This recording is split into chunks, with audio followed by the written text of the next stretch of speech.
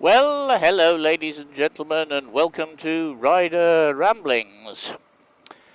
It's a dry day at the moment, but it's going to get wet. So, we're going to discuss waterproof clothing on the motorbike. This will probably take me more than one video, but we'll see. So first of all, why should you listen to some bloke on a bike who might know something about waterproof clothing? Well, I've done over 500,000, yes, that's that's 500,000, don't know my millions, 500,000 kilometres on motorcycles in the UK and Northern Europe. That's about 300,000 miles for those using the older system. I've worked as a dispatch rider in London, although this is 40 years ago. And as far as the controllers were concerned, you delivered the package and the clients. They didn't care what the weather was like. You delivered the package. You had a job, you went and did it. And you were out in the rain all day. Quite often, you didn't get inside for the whole day. And then on top of that, I've commuted to work on a motorcycle more or less exclusively for well over 15 years, with just the occasional day, and I do mean like 1 or 2 days a year, when the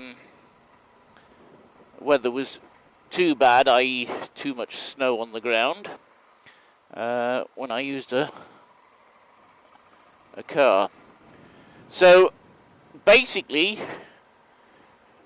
I've ridden in it, whether it's hot, cold, wet or dry, I have ridden in it. Okay, so, and the other thing that you may or may not know is that I used to work for a clothing manufacturer as well. This is some years ago. And I did the analysis for a new computer system for them. So I learned everything there was, well, not everything there was to know, but I learnt about the process of making clothes. And as the clothing manufacturer makes clothes for all seasons and all weathers, I learnt a little bit about that. Okay, so that's enough about me. Let's talk about waterproof. What is waterproof? Let's get that out of the way first. What is waterproof? Because there is actually a standard. Whether you're wearing a string vest or you're in a submarine, there is actually a standard for waterproof. Yes, I know a string vest is not waterproof. I am quite well aware of this. But there is a standard for this. And it's measured in millimeters. It's measured in millimeters. So the more millimeters of water a garment or any fabric, whether that's steel or a string vest, can handle, is the value. So the value for a garment being called waterproof is actually 1,500 millimeters, which is not a lot, I can tell you that. And although it's called waterproof, it isn't. You're going to survive a light shower, that type of thing. But if it gets really wet, forget it. It's not going to be waterproof, as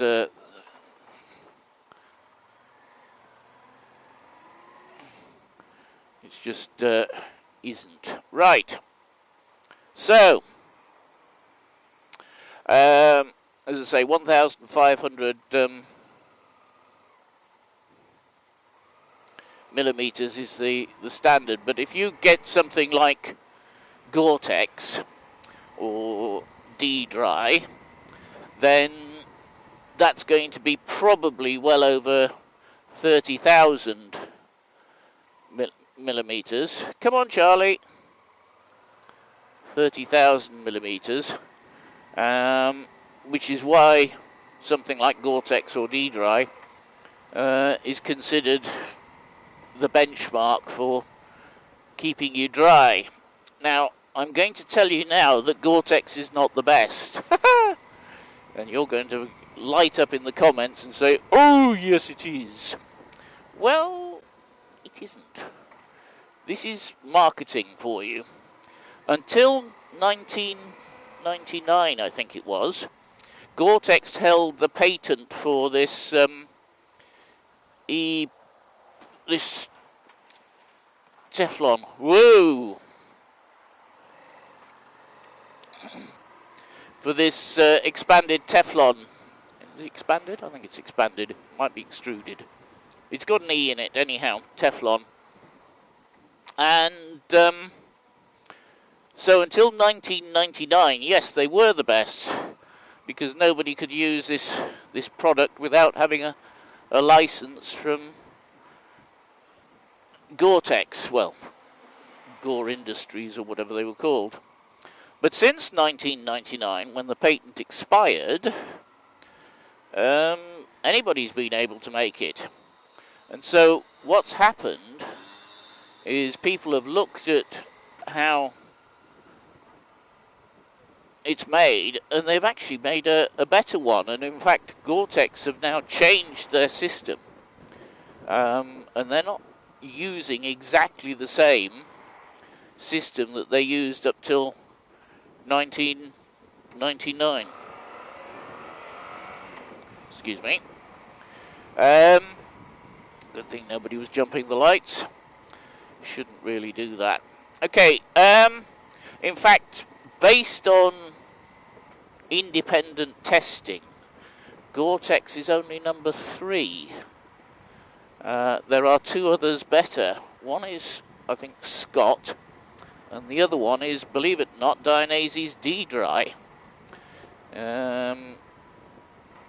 So, you're going to say to me, well, yes, we can buy Gore-Tex and then we're going to stay dry because that's the best, or we can buy D-Dry or Scott or whatever. We're going to stay dry. Well, the answer is sort of, because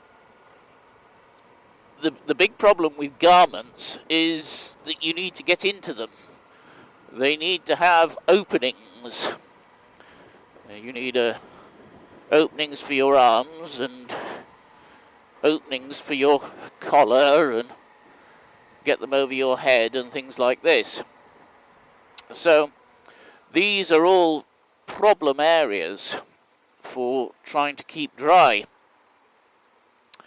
And what you need to do is look at these openings and decide how you're going to do it. Now, when you buy a motorcycle jacket, they either come in 2 main types. They're either this laminated type, which is Gore-Tex, D-Dry, that type of thing, where the, I'm going to call it laminated, it isn't technically laminated, where the waterproof lining, shall we say, is bonded to the material, and then what they do is the material is then coated with a waterproof coating. And that's your basic Dainese D-Dry, Gore-Tex, that type of thing. And of course the seams are then usually welded and then taped as well, and then welded on top of that as well to try and make the seams waterproof. Then the other type is the one with drop liners. Now, the Gore-Tex ones can have drop liners as well, But the drop liners usually have a semi-waterproof, and I'm going to say semi-waterproof, outer interesting outer shell, outer fabric, and then on the inside you have a waterproof and windproof drop liner, and then usually a thermal liner under that. And as I say, the Gore-Tex, the D-Dry, will usually have the thermal liner. They won't have the second waterproof layer because it's not needed. And sometimes the garments with the drop liners will be coated to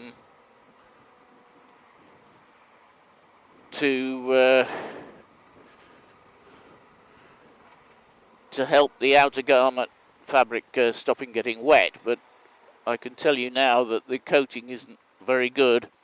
In fact, the jacket I wear at the moment is one of those jackets. Now you'll see that I've got a yellow jacket on as well, and that's what I'm going to come to. It doesn't actually matter what jacket you wear.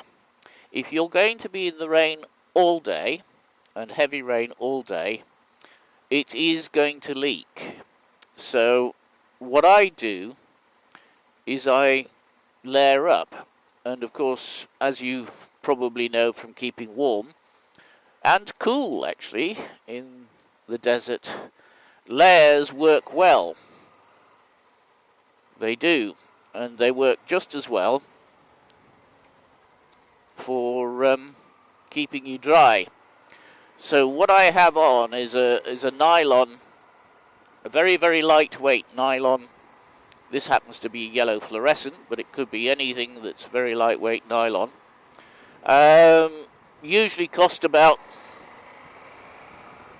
20, 30 quid, something like that. They're not expensive.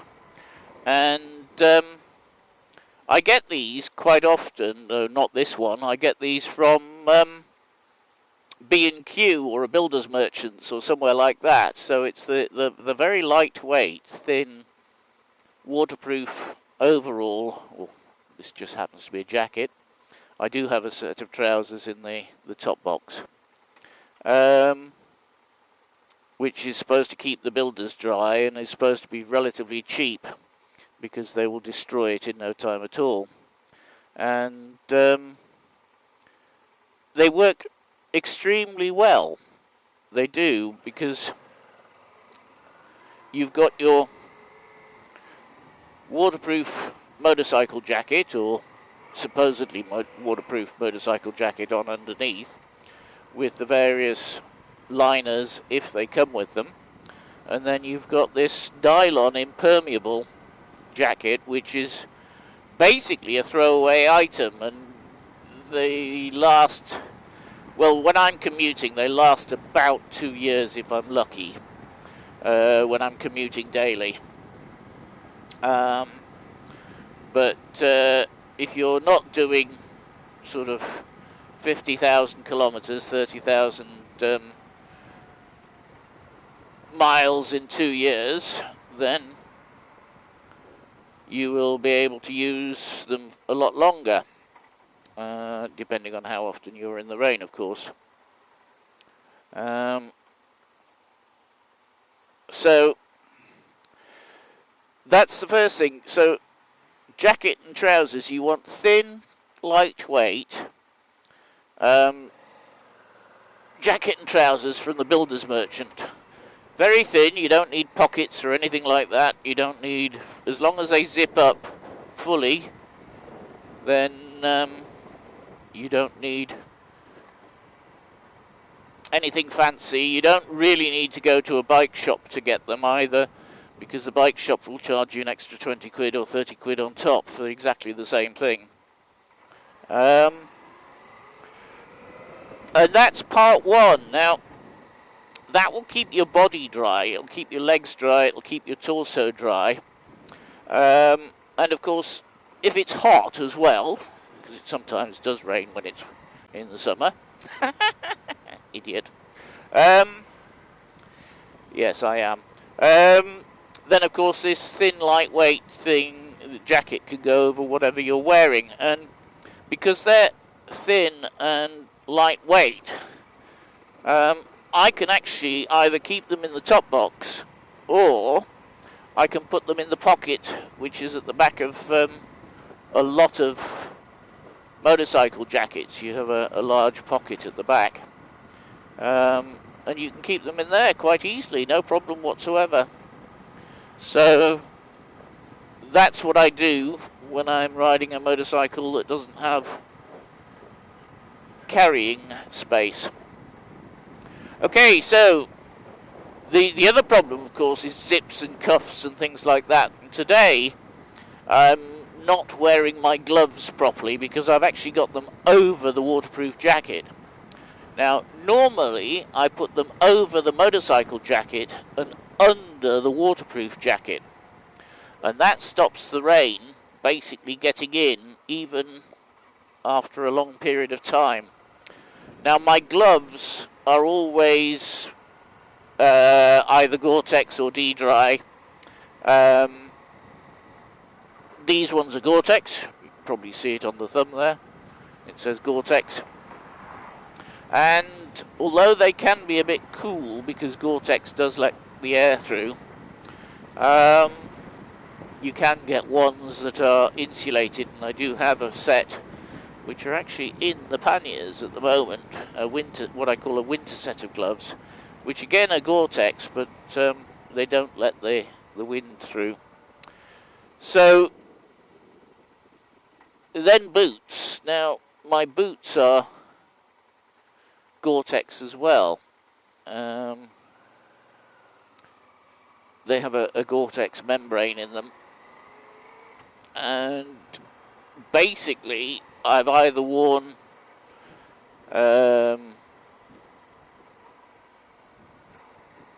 these, as I say, with the Gore-Tex membrane in, or I've worn waterproof derry boots,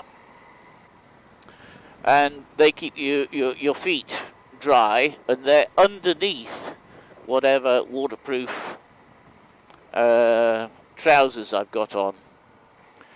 They're underneath the waterproof trousers. So I'll stop there, and then we'll get to helmet and other things later. So in part 2. So thank you very much for watching. Please like, comment, share and subscribe, and I'll see you in part 2.